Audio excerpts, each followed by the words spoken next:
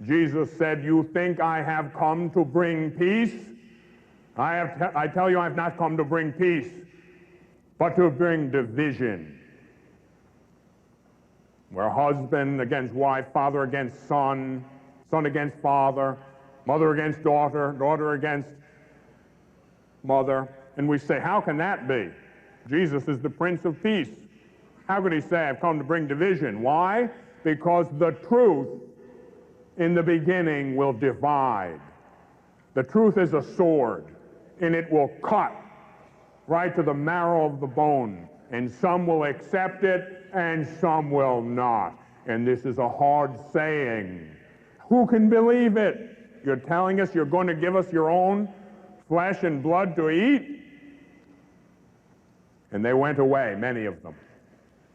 That's the way it was in the beginning, and that's the way it is now.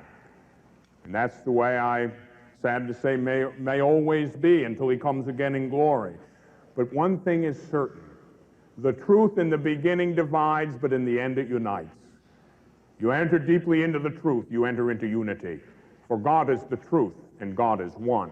And so if you want to unite the church, enter more deeply into the truth, which the church believes and teaches, and you will become a force for unity. Actually, there will be no ecumenism until we enter intimately and deeply into the truth which we believe and begin to live it with great fervor.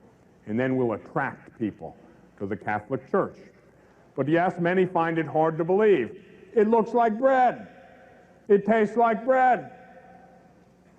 I'm supposed to believe this is Jesus himself, God? Only if you want to believe what he taught. That's what it is. But I can't understand it. Of course you can't. Neither can the angels. The greatest minds in the history of the church couldn't understand it completely, but they believed it. They believed it. And we believe. We walk by faith, not by sight.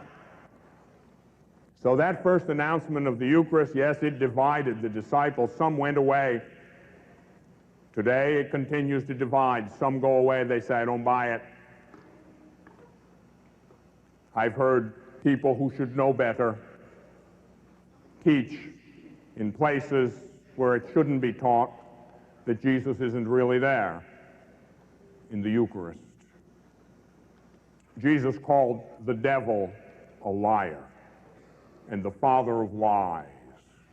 And the only one who wants you to believe that Jesus isn't really, truly, and substantially present in the Eucharist is Satan. For he knows that the power is in the Eucharist. The power for conversion, the power for goodness, the power to do God's holy will is in the Eucharist. The Eucharist is the greatest gift a loving God ever gave to his beloved children. And it's only the enemy of souls who wants you to believe that he's not really there. It's only a sign. How could you believe that? Are you gullible? I believe it because the Holy Spirit has given me light to see into the darkness. I may not understand it perfectly. Who could? It's a mystery. But I believe it, and that's what we're called to do.